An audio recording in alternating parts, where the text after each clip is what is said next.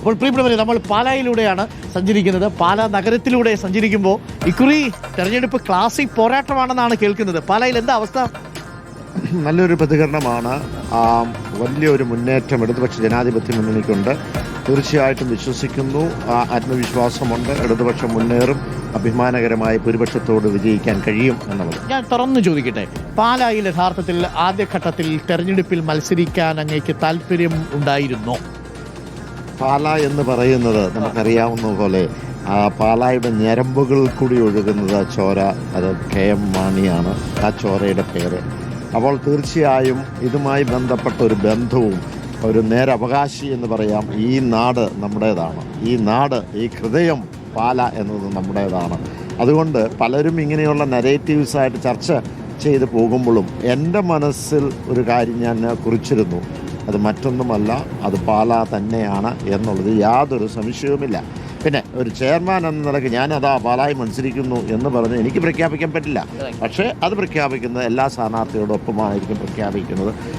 ഈ നരേറ്റീവ്സ് കൊണ്ടുവന്ന് ആരെങ്കിലും എന്നെ ഒന്ന് മാറ്റിപ്പാർപ്പിക്കാൻ അങ്ങോട്ടോ വല്ലോ എതിരാളികൾ വല്ലോ ഉണ്ടോ എന്ന് എനിക്ക് അറിയത്തില്ല. പക്ഷേ അത് വളരെ പാർട്ടിക്കുള്ളിൽ നിൽക്കുന്നത് കൊണ്ട് സ്വയം പ്രഖ്യാപിച്ചില്ലെന്ന് മാത്രമേ ഉള്ളൂ. മനസ്സിൽ നേരത്തെ കുറിച്ചിരുന്നു യാതൊരു സംശയമില്ല. പാലായുടെ ജനങ്ങൾ അത് തിരിച്ചറിഞ്ഞ് എന്താണോ അത് നമ്മൾ വരേണ്ടതാണെങ്കിൽ അവർ ജയിപ്പിച്ചിരിക്കും, അതിന് യാതൊരു സംശയവുമില്ല. 9-ാം തീയതി നമ്മുടെ ശ്രീ KM മാണി സാറ് പോയിട്ട് 7 വർഷമാവുകയാണ്. 9-ാം തീയതിയാണ് കേരളം വോട്ടിങ്ങിന് വേണ്ടി പോകുന്നത്, പാല വിധി എഴുതാൻ പോകുന്നത്. വിധി എഴുതാൻ പോകുന്ന ദിവസം മാണി സാറിൻ്റെ ഓർമ്മയുണ്ടെങ്കിൽ? അല്ല, തീർച്ചയായിട്ടും ഞാൻ 9-ാം തീയതി എന്ന് പറയുമ്പോൾ എന്നെ സംബന്ധിച്ചൊരു പ്രത്യേക ദിവസമാണ്. അച്ചാച്ചന് വേർപെട്ട് പോയ ദിവസമാണ്. ഞാൻ ഓർക്കുന്നത് എന്ന് വെച്ചാൽ ആ വേർപാടിന് മുമ്പ് ലൈറ്റ് ഷോറിലായിരുന്നു. അത് കുറച്ച് ക്രിട്ടിക്കലായിരുന്നു. അവിടെ കിടന്നുകൊണ്ടിരുന്നപ്പോൾ എന്നെ ഒരു ദിവസം വിളിച്ചിട്ട് പറഞ്ഞു, ഞാൻ പാലായിക്ക് വരികയാണ് എന്ന് പറഞ്ഞ് ഡോക്ടർ പറഞ്ഞു ഇവിടെ തന്നെ പോരെ എന്ന് ചോദിച്ചു. അതല്ല, ഞാൻ ഒന്ന് പോയിട്ട് വരാം എന്ന് പറഞ്ഞ് എന്നെ വിളിച്ച് പാലായിലേക്ക് അന്ന് രാത്രിയിൽ വന്നു. ഒരു വൈകുന്നേരമായത്തിൽ പാലായിലേക്ക് വന്നതിന് ശേഷം ഡോക്ടർ പറഞ്ഞ് പോകേണ്ട കാര്യമില്ല, ഇവിടെ തന്നെ കിടക്കണം എന്ന് പറഞ്ഞെങ്കിലും അതല്ല, ഞാൻ പോവുകയാണ് എന്ന് പറഞ്ഞ് വരികയും അതിന് പാലായി വന്നു കഴിഞ്ഞപ്പോൾ എന്നെ മാറ്റി നിർത്തി പറഞ്ഞു, വൈകിട്ട്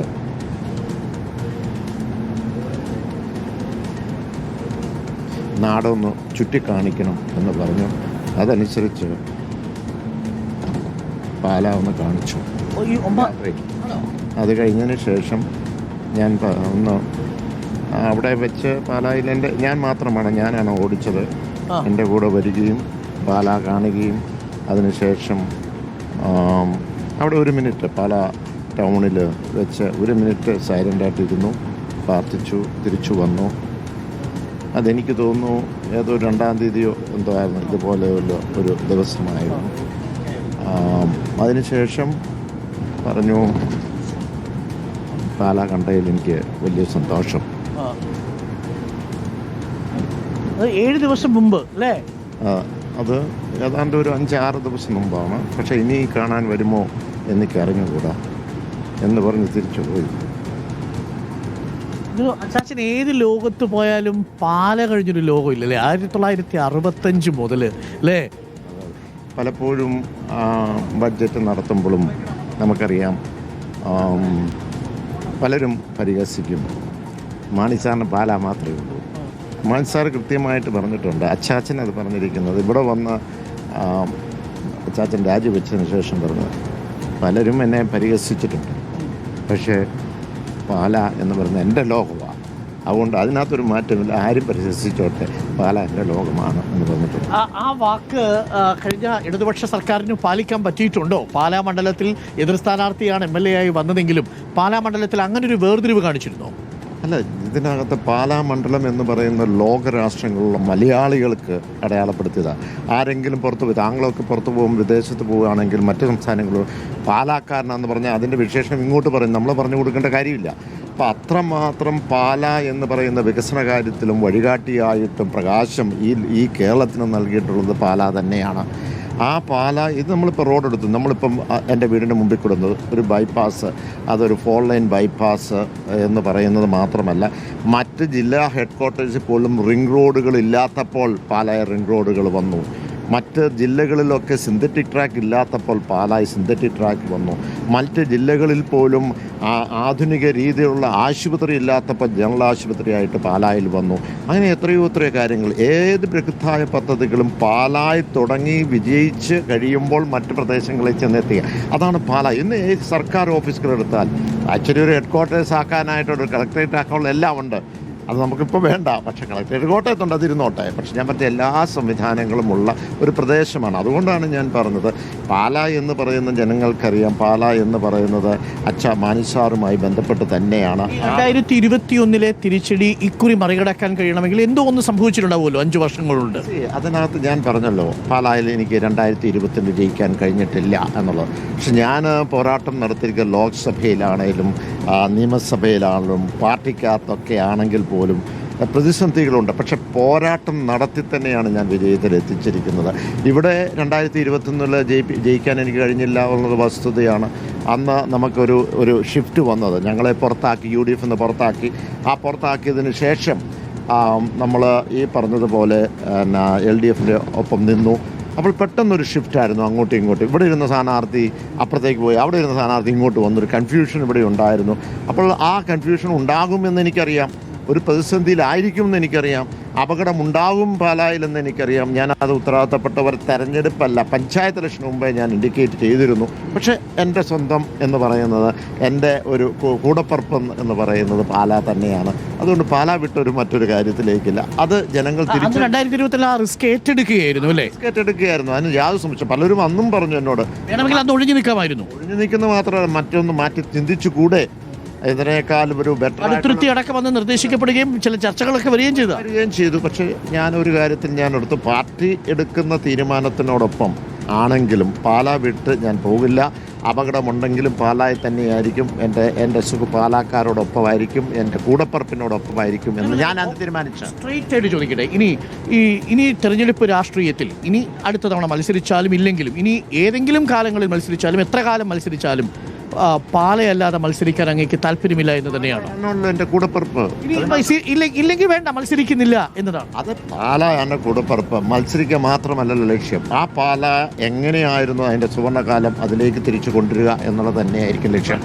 അത് ജനപ്രതി ആയാലും നമുക്ക് വേറൊരു പൊസിഷൻ ആയാലും എന്തായാലും പാലയ്ക്കൊപ്പം തന്നെയായിരിക്കും. റൈറ്റ്, ആ കോൺഫിഡൻസിലാണ് ഇക്കൊരു തെരഞ്ഞെടുപ്പിനെ നേരിടുന്നത്. ഞാൻ 2-3 രാഷ്ട്രീയ കാര്യങ്ങൾ കൂടി ചോദിച്ചോട്ടെ. ഒന്ന്, FCRA. ഈ മണ്ഡലം വളരെ നിർണായകമാണ്, എല്ലാവരും ഉറ്റുനോക്കുന്നുണ്ട്. ക്രിസ്ത്യൻ ബെൽറ്റ് 5 സീറ്റുകളാണ് കഴിഞ്ഞ തവണ LDF ഇടപെട്ട് കേരള കോൺഗ്രസിൻ്റെതായിട്ട് തന്നെ ഈ മണ്ഡലത്തിൽ ഏറ്റുമാനൂർ ഒഴിച്ചു നിർത്തിയില്ല അല്ലേ? വൈക്കവും ഒഴിച്ചു നിർത്തിയാൽ ബാക്കിയുള്ള 3 പേരെയും വിജയിപ്പിച്ചത് അങ്ങാണ്. ഇവിടെ 5 സീറ്റുകൾ, 9-ൽ 5. ഇക്കുറി എത്ര സീറ്റ് കിട്ടാൻ സാധ്യതയുണ്ട്? FCRA ഒരു പ്രധാനപ്പെട്ട വിഷയമാണോ ഈ തെരഞ്ഞെടുപ്പിൽ? തെരഞ്ഞെടുപ്പിൽ ഒരു സംശയവുമില്ല. കഴിഞ്ഞ പ്രാവശ്യത്തേക്കാൾ ബെറ്റർ പെർഫോമൻസ് കേരള കോൺഗ്രസ് ഇടതുപക്ഷത്തിൽ MLA കൂടുതലുണ്ടാകും, സംശയമില്ല. എല്ലാ സീറ്റുകളും വിന്നിങ് സീറ്റാണ്, ഫൈറ്റിംഗ് സീറ്റാണ്, അതിന് സംശയമില്ല. നിങ്ങളെടുത്ത് പരിശോധിച്ച് നോക്കിക്കോ. അത്രമാത്രം കഠിനാധ്വാനം കേരള കോൺഗ്രസ് സംഘടനാപരം ചെയ്തിട്ടുണ്ട്. അതിനേക്കാൾ കൂടുതൽ നമുക്കറിയാം ഈ സർക്കാർ ചെയ്ത എത്രയോ വികസന പദ്ധതികൾ. ആ വികസന പദ്ധതി കാര്യങ്ങൾ പറയുമ്പോൾ ഒരു തരത്തിൽ പറഞ്ഞ പ്രതിപക്ഷം ഇടപെടേണ്ട, അല്ലെങ്കിൽ ഇടപെട്ടതിനേക്കാൾ കൂടുതൽ കാര്യങ്ങൾ സാമൂഹിക വിഷയങ്ങളാകട്ടെ, നിയമ ഭേദഗതിയാകട്ടെ, കേരള കോൺഗ്രസ് ഇടപെട്ടിട്ടുണ്ട്. അത് എത്രയോ വിഷയങ്ങൾ, അത് വന്യമൃഗത്തിൻ്റെ ആകാം, പട്ടയത്തിൻ്റെ ആകാം, അത് ബഫർ സോണിൻ്റെ ആകാം, അത് മുനമ്പത്തിൻ്റെ വിഷയമാകാം, അത് കടഖനനത്തിൻ്റെ വിഷയമാകാം.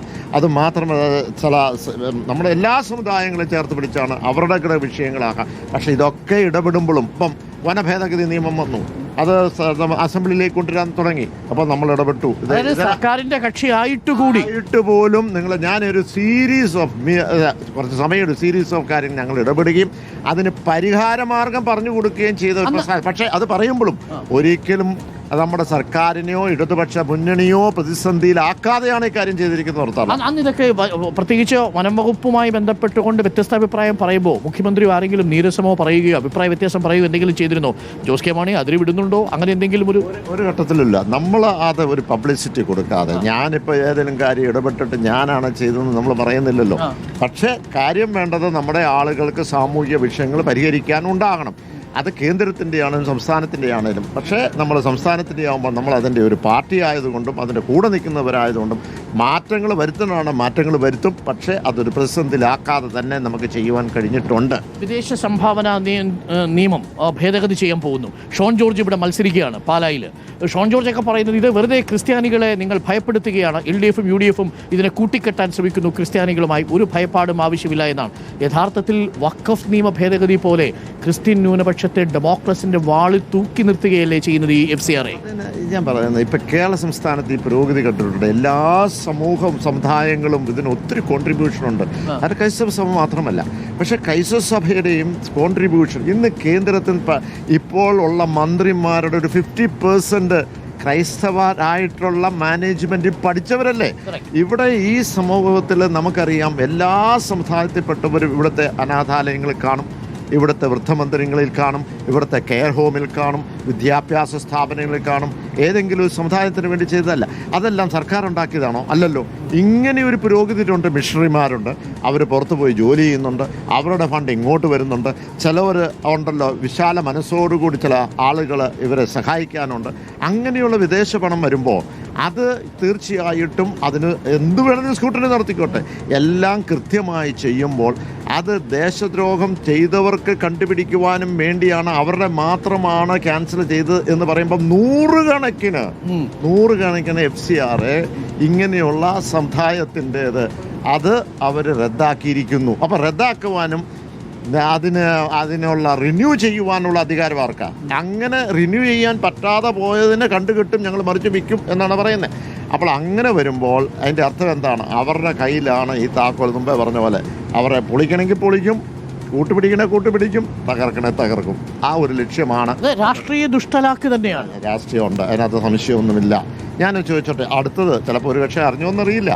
ഒന്ന് ക്രിസ്ത്യൻ ലോ ബോർഡ് അല്ലെങ്കിൽ ലോ അല്ലെങ്കിൽ ക്രിസ്ത്യൻ അതിന് നല്ലൊരു പേരൂടെ ഒരു വെൽഫെയർ ലോ കൊണ്ടുവരിക. അതിനുള്ള ബൈലോസ് ആയിക്കഴിഞ്ഞു. എടുത്ത് പരിശോധിക്കണം. അതിനകത്ത് ഞാൻ വീണ്ടും പറയുന്നത്, ഞാൻ മനസ്സിലാക്കുന്നത്, നിങ്ങളെടുത്ത് പരിശോധിച്ചിട്ട് പറഞ്ഞാൽ മതി.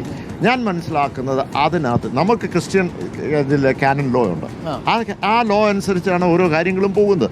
ഇവിടെ കൂദാശ ഉൾപ്പെടെ ഉള്ള കാര്യങ്ങളിൽ അവർക്ക് ഇടപെടാൻ പറ്റുന്ന ഒരു രീതിയിലേക്ക് പോവുകയാണ്. എന്തിനാണ് ഞാൻ കേൾക്കുന്നത്? ഓണറേറിയം ചില വൈദികർക്ക് അങ്ങ് കൊടുക്കുന്നു. ഇനി ഏതെങ്കിലും തർക്കമുണ്ടെങ്കിൽ അവരെ ഉപയോഗിച്ചിട്ട് കാര്യങ്ങൾ ചെയ്യുന്നു. ആ സൈറ്റുകൾ കാണും. ആ സൈറ്റിൽ രജിസ്ട്രേഷൻ എന്നാണ് ഇതായത്, ബാപ്റ്റിസം നടത്തിയത്, എന്നാണ് കല്യാണം കഴിച്ചത്, എന്നാണ് കുദാശകളുണ്ടല്ലോ, ഇത് ശരീരലേപനം ചെയ്തത്. ഇതൊക്കെ ഇതിലേക്ക് പോകുന്നു എന്നുള്ളതാണ് ഞാൻ കേൾക്കുന്നത്. ഭരണഘടനാ വിരുദ്ധമായി ന്യൂനപക്ഷങ്ങൾക്കുള്ള മതപരമായിട്ടുള്ള അവകാശത്തിന്മേൽ കടന്നു കയറുകയാണ്. ഇന്നിപ്പോൾ ആ നിയമവുമായി ബന്ധപ്പെട്ട് ഇന്ന് പാർലമെൻറ്റിൽ വരുന്നു. ഞാൻ കാണുന്നത്, നമുക്കിപ്പോൾ സെലക്ട് കമ്മിറ്റി കൊടുത്ത് ചില കാര്യങ്ങളുണ്ടാകാം, അത് ചർച്ച ചെയ്യട്ടെ.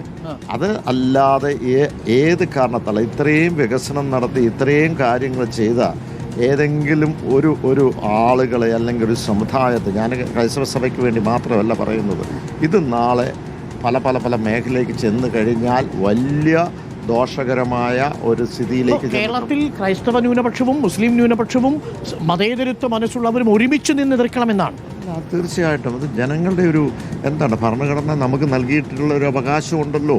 അതിനകത്തൊക്കെ വെള്ളം ചേർക്കുക എന്ന് പറഞ്ഞാൽ നമുക്ക് ഈ രാജ്യത്ത് മുന്നോട്ട് പോകാൻ കഴിയാതെ ശക്തമായ പ്രതിഷേധത്തിൽ, ഇനി ഇത് നിയമമാവുകയാണെങ്കിലും ശക്തമായ പ്രതിഷേധത്തിന് കേരള കോൺഗ്രസ് ഇറങ്ങുമോ? ഏറ്റവും ആദ്യമേ ഇതുമായി ബന്ധപ്പെട്ട് പ്രതിഷേധിച്ചത്, ഇത് ഉപേക്ഷിക്കണമെന്ന് പറഞ്ഞതും അത് കേരള കോൺഗ്രസ് അമ്മ. ഞാനാ പറഞ്ഞത്. അത് കഴിഞ്ഞാൽ ബാക്കി ചാനലുകളിലേക്കൊക്കെ വന്നത് ഈ അവർ പറയുന്ന ദേശദ്രോഹം. ഇവിടെയുള്ള സ്ഥാനാർത്ഥികൾ, NDA സ്ഥാനാർത്ഥികൾ 2-3 പേരുണ്ട്. അപ്പം ഈ പ്രദേശത്ത് തന്നെയുള്ളവർ അവർ പറഞ്ഞ് ദേശദ്രോഹം ചെയ്തുള്ളതാണെങ്കിൽ ഇപ്പോൾ ഈ ഒരു 10-100 എണ്ണം ക്യാൻസൽ ചെയ്ത് അവരൊക്കെ ദേശദ്രോഹം ചെയ്തിട്ടാ. അങ്ങനെയാണെങ്കിൽ ലിസ്റ്റിലേക്ക് തരട്ടെ, അത് പറയട്ടെ. പൊതുസമൂഹത്തിന് മുന്നിൽ ഇത് വിളിച്ചു പറയും അല്ലേ? ഇനി ഇത് നിയമമാണെങ്കിലും അല്ലെങ്കിലും. അല്ല, ഞാൻ പറഞ്ഞു കഴിഞ്ഞല്ലോ. ഇതേതെങ്കിലും ഒരു സമുദായത്തിന് വേണ്ടിയിട്ട് ഞാൻ പറയുന്നതല്ല. പക്ഷേ നാളെ നമുക്ക് അർഹതപ്പെട്ട മൈനോറിറ്റിക്ക് മാത്രമല്ല, ഇതുപോലുള്ള പല മേഖലയിൽ അവകാശപ്പെട്ട അർഹതപ്പെട്ട ഏറ്റവും വലിയ സോഷ്യൽ സർവീസ് ചെയ്യുന്ന അങ്ങനെയുള്ള കാര്യങ്ങൾ അതിനെ ഒന്ന് കേട്ടേരി ചെയ്യുകയും അത് പൊളിറ്റിക്കലാക്കി മാറ്റുകയും ചെയ്യുക എന്ന് പറഞ്ഞാൽ നമ്മളെ വളരെ ദോഷകരമായി അത് ബാധിക്കും. ഞാൻ ഒരു കാര്യം കൂടി ചോദിച്ച് നമുക്കത് അവസാനിപ്പിക്കാൻ തോന്നുന്നു. അപ്പോൾ മണ്ഡലത്തിൽ വികസനമാണ് പ്രധാനപ്പെട്ട കാര്യം, പിന്നെ വൈകാരികമായിട്ടുള്ള ബന്ധമാണ് മണ്ഡലത്തിൽ ഉപയോഗിക്കാൻ പോകുന്നത് എന്നുള്ളത്. ഇടക്കാലത്ത് എപ്പോഴെങ്കിലും ഏതെങ്കിലും ഒരു നിമിഷത്തിൽ മുന്നണി മാറ്റത്തെക്കുറിച്ച് ഉള്ളിൻ്റെ ഉള്ളിലൊരു ആഗ്രഹം ഉണ്ടായിരുന്നു? ഉള്ളിൻ്റെ ഉള്ളിൽ ഞാൻ മുന്നണി മാറണം, ഞങ്ങളെ പുറത്താക്കിയതല്ലേ, ഒരു നിസ്സാര ഒരു ഒരു ഒരു ഒരു പ്രാദേശിക സർക്കാർ എന്ന് പറഞ്ഞ ത്രിതല പഞ്ചായത്തിൻ്റെ പേരിൽ 35 വർഷക്കാലമായി ഒരു മുന്നണിയോടൊപ്പം നിന്ന കേരള കോൺഗ്രസ് പാർട്ടി ആരെങ്കിലും പുറത്താക്കുമോ? നിങ്ങളൊന്ന് ചിന്തിച്ച്. ഇതൊരു രാഷ്ട്രീയത്തിൻ്റെ ഒരു ഗൂഢാലോചനയുടെ ഭാഗമായി മാണി സാറിൻ്റെ വേർപാടിന് ശേഷം ഈ സാധനം തീർന്നു പോകും എന്ന് പ്രതീക്ഷിച്ചവരുണ്ട്. അങ്ങനെ പുറത്താക്കി കഴിഞ്ഞ് ഞങ്ങളൊരു 2 മാസം കാലം വെയിറ്റ് ചെയ്തു. പക്ഷേ ഒരു മുന്നണി ഇതാണ് IIIT. താങ്കൾ ഇത് കാണുന്നത് 2800ഓളം IIIT. അതെ. അപ്പോൾ ഇത് എന്ന് പറഞ്ഞാൽ ഇവിടെ ഇത് Indian institute of information technology മാത്രമല്ല, ഇത് 50 ഏക്കർ സ്ഥലത്താണ്. ഒരു തരത്തിൽ പറഞ്ഞാൽ എൻ്റെ ബേബിയാന്ന് പറയും. കാരണം ഇതിൻ്റെ പുറകിൽ ഒരു 8 വർഷക്കാലം ഞാൻ പുറകെ നിന്നതാണ്. ഇന്ന് ഇന്ത്യയുടെ നമ്പർ 1 സ്ഥാപനമായി നമ്മൾ ഗൂഗിൾ എടുത്ത് നോക്കിയാൽ അതായിട്ട് മാറി. ഇന്ന് ഇന്ത്യയിൽ ഏറ്റവും നല്ലപോലെ പഠിക്കുന്ന കുട്ടികൾ ഇവിടെയാണ്. അതുമാത്രമല്ല, ഈ പ്രദേശം ഇതിൻ്റെ അടുത്ത് തന്നെ ഒരു ഇൻഫോസിറ്റി ആക്കി മാറ്റാനായിട്ടുള്ള അതിൻ്റെ നടപടികളൊക്കെ കോട്ടയത്ത് 2 ഇൻസ്റ്റിറ്റ്യൂട്ടുകളാണ്. ഒന്ന് കോട്ടയം നഗരത്തിലുള്ള ഒരു ഇൻസ്റ്റിറ്റ്യൂട്ട് ഉണ്ട്, അത് Indian institute of mass communication, IIMC എന്ന് പറയും. ഇത് Indian institute of information technology, IIIT. നമ്മൾ രണ്ടും കണക്റ്റഡ് ആണ്. മെയിൻ എക്സാം എഴുതുമ്പോൾ അതിന് ഷോർട്ട് ലിസ്റ്റ് ചെയ്യുന്ന കുട്ടികളാണ് അവിടെ വരുന്നത്. അപ്പോൾ ഇവിടെ ചുറ്റുപാടുമുള്ള ഇവർക്കൊരു വരുമാന മാർഗമായി ഇവിടെ കുട്ടികൾ എല്ലാ ദിവസവും ഒരു 100-500 പേര് ടൗണിൽ പോയി അവിടുത്തെ ഷോപ്പിംഗ് നടത്തുന്നു. ഇവിടെ ഒരു ഇൻഫോസിറ്റിയിലേക്കൂടെ വന്നു കഴിഞ്ഞാൽ ഇത് പാലായിലെ അല്ല, കോട്ടയം ജില്ലയുടെ പ്രതിച്ഛായ മോച്ചായ തന്നെ മാറും. ഇവിടെ അടുത്ത ഗിയറിലേക്ക് പോവുകയാണ്. നിങ്ങൾ ഈ പറയുന്ന സൈബർ സെക്യൂരിറ്റി കമാൻഡോസ് ഏതാണ്ട് 5 സ്ഥാപനങ്ങളിൽ അതിൻ്റെ ട്രെയിനിങ് നടത്തുന്നു. അതിൻ്റെ ഒരു സ്ഥാപനം ത്രൂ ഔട്ട് ട്രെയിനിങ് നടത്തുന്ന ഇവിടെയാണ്. അപ്പോൾ മാത്രമല്ല, ഇപ്പോൾ പേയിങ് ഗസ്റ്റായി അധ്യാപകർ വരുന്നു. വലിയൊരു മൂവ്മെൻറ്റാണ്. ഇതുപോലെ തന്നെയാണ് ഇൻസ്റ്റിറ്റ്യൂട്ട് ഓഫ് ഹോട്ടൽ മാനേജ്മെൻറ്റ്, താങ്കൾ പറഞ്ഞ institute of mass communication, science city തൊട്ടടുത്തുള്ള. അപ്പോൾ നമ്മൾ ഒരു ബൃഹത്തായ ഇന്ന് നമ്മൾ കാണുന്ന നമുക്കെല്ലാം പ്രാദേശിക വികസന ഫണ്ടുണ്ട്, അത് വെയിറ്റിംഗ് ഷെഡുണ്ട്, ഹൈമാസ് ലൈറ്റുണ്ട്, ചെറിയ റോഡ്, അതൊക്കെ വേണം, അത് അത്യാവശ്യമാണ്. പക്ഷേ അതിനപ്പുറത്തേക്ക് നാളത്തെ തലമുറയ്ക്ക് ഞാൻ എന്താണ് ചെയ്തത്, അതൊരു ചലഞ്ചാണ്. ആ ചലഞ്ചിലാണ് ഇതിപ്പോൾ ജനങ്ങളൊക്കെ തിരിച്ചറിഞ്ഞിരിക്കുന്നു. ആ പാലായിലേക്ക് ഇതെല്ലാം കൊണ്ടുവന്നു. ഞാൻ എന്താണ് അത് കേന്ദ്രത്തിൽ നിന്ന് അനുവദിച്ച് അത് കേരളത്തിലേക്ക് അനുവദിക്കണം, അത് കോട്ടയത്തേക്ക് അനുവദിക്കണം, അത് പാലായിൽ കൊച്ചു ഗ്രാമത്തിലേക്ക് കൊണ്ടുവരിക എന്ന് പറഞ്ഞാൽ ഒറ്റയ്ക്കാണ് ഈ ഫൈറ്റ് എന്ന് ഓർത്തോണം, ഒറ്റയ്ക്കാണ് ഈ ചലഞ്ച് എന്ന് ഓർത്തോണം. ഈ എല്ലാ വികസന കാര്യത്തിലും സർക്കാർ അനുവദിക്കുന്നു, മറ്റേ ബാക്കി കാര്യങ്ങൾ നമ്മൾ തന്നെ ചെയ്യും. സ്ഥാനാർത്ഥി മാണി സി കാപ്പനാണ്. എന്താണ് മാണി സി? ആകാശ ദൃശ്യങ്ങളാണ്. അതെ അതെ, ഏരിയൽ ദൃശ്യങ്ങൾ കൂടി കൊടുക്കുന്നുണ്ട്, പ്രേക്ഷകർക്ക് കാണാം. Indian institute of information technology. അപ്പോൾ നമ്മൾ അവസാനിപ്പിക്കുമ്പോൾ അയ്യോ ഇത് കണ്ടിട്ട് ഇത് വെറുതെ പ്ലാനല്ലേ, ഇത് പാലായിലോ, ഇതൊരു ഗ്രാമത്തിലോ, ഇത് ഇനി അടുത്ത വരാൻ പോകുന്നല്ലേ ഉള്ളൂ. ഇത് ആയിട്ട് 8 വർഷം കഴിഞ്ഞു. ഇൻഫോ പാർക്ക് കൂടി വരും. ഇൻഫോ പാർക്ക് കൂടെ വരാനുള്ള ശ്രമമാണ്. അതിന് ഇൻ പ്രിൻസിപ്പൾ എഗ്രി ചെയ്തിട്ടുണ്ട്. ബാക്കി കാര്യങ്ങളൊക്കെ തുടരുകയാണെങ്കിൽ പാലായ്ക്ക് ഒരു ഇൻഫോ പാർക്ക് കൂടി വരും. ആയാലും അതിന്റെ ബൃഹത്തായ പദ്ധതികൾ ഇവിടുത്തെ ജനങ്ങൾക്ക് വേണം, ഇവിടെ തൊഴിലുണ്ടാകണം. ഇതൊക്കെയാണ് നമ്മുടെ ആഗ്രഹം. ഒരു കാര്യം കൂടി ചോദിച്ചാൽ, മാണി സി കാപ്പനാണ്, ചെറുതായി കാണുന്നില്ലല്ലോ പ്രതിയോഗി. ഒരു സ്ഥാനാർത്ഥി എതിർ സ്ഥാനാർത്ഥിയും ചെറുതായി കാണുന്നില്ല. എല്ലാവരും ശക്തരായിട്ട് തന്നെ ഞാൻ കാണും. ആണ്. ഈ ഷോൺ ജോർജ് വന്ന് മത്സരിക്കുകയാണ് പാലായിൽ. അതെ, എല്ലാവരും മത്സരിക്കട്ടെ. മാത്രമല്ല, ഞാൻ പറഞ്ഞ എപ്പോഴും ആരോട് ചോദിക്കും ത്രികോണമാണോ, എല്ലാ പ്രാവശ്യവും ത്രികോണമുണ്ട്. ത്രികോണ മത്സരം തന്നെയല്ലേ? ഇല്ല, എപ്പോഴും എല്ലാ പ്രാവശ്യവും ത്രികോണം ഉണ്ടല്ലോ. അതിനകത്ത് വലിയ പ്രത്യേകതയൊന്നും ത്രികോണ മത്സരത്തിലില്ല. പക്ഷേ ഫൈറ്റ് നമ്മളെപ്പോഴും LDF ഡീലുണ്ട് എന്നാണ് പ്രതിപക്ഷ നേതാവ് പറയുന്നത്. BJPയുമായി ഇടതുപക്ഷത്തിനൊരു ഉണ്ടോ? അത് കൃത്യമായിട്ട് കഴിഞ്ഞ ത്രിതല പഞ്ചായത്ത് തെരഞ്ഞെടുപ്പെടുത്ത് നോക്കിയാൽ കാണാം. കൃത്യമായ ഡീല് നടത്തിയത് ആ പഞ്ചായത്തുകളൊക്കെ, കിടങ്ങൂർ പഞ്ചായത്ത് ഡീല് നടത്തിയത് അവർ തന്നെ. അത് 100% ഇൻ പേപ്പർ BJP സപ്പോർട്ട് ചെയ്ത പഞ്ചായത്ത് എടുത്തോട്ട് പോയി. അതുപോലെ തന്നെ പല പഞ്ചായത്തുകൾ നമ്മുടെ ഈ മേഖല തൃശ്ശൂർ മാറി. അതെ, അപ്പോൾ ഇതുപോലെ പല പഞ്ചായത്ത് അതിൻ്റെ ഒരു എക്സ്റ്റൻഷൻ അത് തുടങ്ങി വെച്ചത് പഞ്ചായത്ത് തെരഞ്ഞെടുപ്പ് ഘട്ടത്തിലാണ്. ഇപ്പോൾ പള്ളിക്കത്തോട് ഇതുപോലെ തന്നെയായിരുന്നു. അത് അവിടെ ഒരു ചില ഇതൊക്കെ നടന്നു. ഇപ്പോൾ അത് നമ്മൾ മറിച്ചിട്ടു. അതുപോലെ തന്നെ പല പഞ്ചായത്തുകളും കഴിഞ്ഞതിൻ്റെ മുമ്പത്തെ പ്രാവശ്യം ഡീലുണ്ടായിരുന്നത് കോൺഗ്രസ് പാർട്ടിയും അതുപോലെ തന്നെ ഈ പറഞ്ഞ BJPയുമായി ഡീലുണ്ടായിരുന്നത് നമുക്ക് അവർ മനസ്സിലാക്കി കൊടുത്ത് അത് തിരിച്ചു പിടിക്കാനും കഴിഞ്ഞു. ഇപ്പോൾ മുത്തോലി പഞ്ചായത്ത് അതൊരു ഡീലായിരുന്നു അവിടെ, പക്ഷേ BJP ആയിരുന്നു ഭരിച്ചത്. ഇപ്പോൾ ഒറ്റയ്ക്ക് നമുക്ക് ഭരിക്കാൻ കഴിഞ്ഞു. SDP-യുമായിട്ട് ഡീലോ ഞാൻ പറഞ്ഞത് അതൊക്കെ നമ്മൾ കണ്ടത്, അങ്ങനെയുള്ള കക്ഷികളുമായി കണ്ടത് നമ്മൾ കോൺഗ്രസ് പാർട്ടി. അപ്പം അവർ നേരത്തെ ഒരു നരേറ്റീവ് ക്യാമ്പയിനായിട്ട് ബന്ധപ്പെട്ട് അത് നേരത്തെ തുടങ്ങി വെച്ചു എന്നുള്ളത് മാത്രമേ ഉള്ളൂ. മുഖ്യമന്ത്രി അതിന് കൃത്യമായിട്ടുള്ള ഈ പറഞ്ഞതിന് മറുപടി പറഞ്ഞു കഴിഞ്ഞു. കേരള കോൺഗ്രസിന്റെ നിലപാടെന്താ SDP-യുമായുള്ള വോട്ട് തേടുന്നതിൽ? ഞാൻ പറഞ്ഞത് ഇപ്പോൾ കേരള കോൺഗ്രസ് പാർട്ടിയെ സംബന്ധിച്ചോളം അതിനകത്ത് മുഖ്യമന്ത്രി കൃത്യമായി അതിന് മറുപടി പറഞ്ഞു. അത് തന്നെയാണ് മുന്നണിയുടെ അഭിപ്രായം, അത് തന്നെയാണ് കേരള കോൺഗ്രസ്. അത് വ്യത്യസ്തമായ അഭിപ്രായമില്ല. അപ്പോൾ തിരഞ്ഞെടുപ്പിൽ മത്സരിക്കാൻ വളരെ ആവേശം പാലയിൽ നിറഞ്ഞു നിൽക്കുകയാണ്. പാലയിലൂടെ പോകുമ്പോഴൊക്കെ നമുക്ക് രണ്ടു ഭാഗത്തും ആ മത്സരത്തിൻ്റെ ആവേശം കാണാം. കടുത്ത മത്സരമാണ്. പക്ഷേ ഇക്കുറി 2021 മത്സരഫലമായിരിക്കില്ല എന്നത് ഉറച്ചു വിശ്വസിക്കുന്നു. തീർച്ചയായിട്ടും ഞാൻ പറഞ്ഞല്ലോ, ഞാൻ എവിടെയെങ്കിലും ഇപ്പോൾ ഞാൻ മൂവാറ്റുപുഴയിൽ നിന്ന് പരാജയപ്പെട്ടതാണ്. ആ പ്രാവശ്യം പാലായി 10,000 വോട്ട് പുറകോട്ട് പോയി. അത് കഴിഞ്ഞതിന് ശേഷം ലോക്സഭയിൽ ഞാൻ നിന്നപ്പോൾ പാലായിലെ ജനങ്ങൾ 30,000 വോട്ട്, പാലാ നിയമസഭാ മണ്ഡലത്തിൽ 30,000 വോട്ടിൻ്റെ ഭൂരിപക്ഷത്തോടുകൂടി എന്നെ ജയിപ്പിച്ചത്. ഇവിടെ എല്ലാം നടത്തുമ്പോഴും ഞാൻ വെറുതെ പെട്ടെന്ന് ഒരു ഈസിയായി എന്തെങ്കിലും ഒരു തരംഗം വന്ന് കയറിപ്പോയത് ആളല്ല. ഞാൻ എല്ലാ പ്രദേശങ്ങളിലും അത് ലോക്സഭയിലാണെങ്കിലും ഇനി വരാൻ പോകുന്ന നിയമസഭയിലാണെങ്കിലും എൻ്റെ പാർട്ടിക്കകത്താണെങ്കിലും പാർട്ടിയിലെ അച്ചാച്ചൻ്റെ മാൻസാറിൻ്റെ വേർപാടിന് ശേഷം വലിയൊരു നിയമയുദ്ധത്തിലേക്ക് പോകേണ്ടി വന്നു, വലിയൊരു പോരാട്ടം നടത്തേണ്ടി വന്നു. അവിടെ നമ്മളെ ഒരു തരത്തിൽ പറഞ്ഞ് അവിടുത്തെ ബൈ ഇലക്ഷൻ വന്നപ്പോൾ ഞങ്ങളെ ചതിക്കുകയായിരുന്നുണ്ടായിരുന്നു. ഒരു ചിഹ്നം പോലും തരാൻ തയ്യാറായില്ല, അല്ലേ? ശരിയല്ലേ? അപ്പോൾ അവിടെയൊക്കെ പോരാട്ടം നടത്തി പലതും നമ്മൾ വിശ്വസിച്ച് ഇരുന്ന ആളുകൾ നമ്മളെ പുറകിൽ നിന്ന് കുത്തിയിട്ടുണ്ട്, പാർട്ടിയെ നിർജീവമാക്കാൻ നോക്കിയിട്ടുണ്ട്, തകർക്കാൻ നോക്കിയിട്ടുണ്ട്. അവിടെയെല്ലാം പോരാട്ടം നടത്തി ആണ് മുന്നേറിയിരിക്കുന്നത്. അതുകൊണ്ട് പ്രതിസന്ധികൾ വരും. ആ പ്രതിസന്ധികൾ വരുമ്പോൾ നമ്മൾ പോരാട്ടം നടത്തുമ്പോഴാണ് അതിന് കൂടുതൽ റിസൾട്ട് ഉണ്ടാകുന്നത്. കുറച്ചുകൂടെ അതിന് കുറച്ചൊരു കരുത്തുണ്ടാകുന്നത്. കടുപ്പമേറിയ ചോദ്യം ചോദിച്ച് അവസാനിപ്പിച്ചോട്ടെ. ഇത്രേ ഉള്ളൂ. അതെ, രാഷ്ട്രീയമായ ചോദ്യമാണ്. ഇപ്പോൾ ഒരു ഇഞ്ചോടിഞ്ച് പോരാട്ടമാണെന്നാണ് കനകോല് പറയുന്നത്. ഒരു 68 സീറ്റിൽ അല്ലെങ്കിൽ ഒരു 69 സീറ്റിൽ LDF എത്തി നിൽക്കുകയും ഒരു സമാനമായ സാഹചര്യത്തിൽ UDF എത്തി നിൽക്കുകയും ചെയ്താൽ നിർണായകമാകുന്നത് അങ്ങയുടെ വോട്ടുകളായിരിക്കും. ഇപ്പോൾ 72-73 LDFന് കിട്ടുന്നു എന്നുണ്ടെങ്കിൽ തിരിച്ച് നിങ്ങൾക്ക് മുഖ്യമന്ത്രി പദവും ഉപമുഖ്യമന്ത്രി പദവും അടക്കം വാഗ്ദാനം ചെയ്ത് ഈവൻ ധനകാര്യ വകുപ്പ് കൂടി വാഗ്ദാനം ചെയ്ത് UDF വന്നാൽ ആ ഘട്ടത്തിൽ അങ്ങനെ ഒരു നിലപാടെടുക്കൂ. ഞാൻ ചോദിച്ചോട്ടെ, കേരള കോൺഗ്രസ് പാർട്ടി ചെയർമാൻ എന്ന നിലയ്ക്ക് എൻ്റെ സ്വഭാവവും എൻ്റെ ഇടപെടലും എതിരാളികളുള്ള എൻ്റെ സംസാരവും ഞാൻ എൻ്റെ എത്തിക്സ് മാറുന്ന എപ്പോഴെങ്കിലും ചെയ്തിട്ടായിട്ട് താങ്കൾക്ക് പറയാമോ?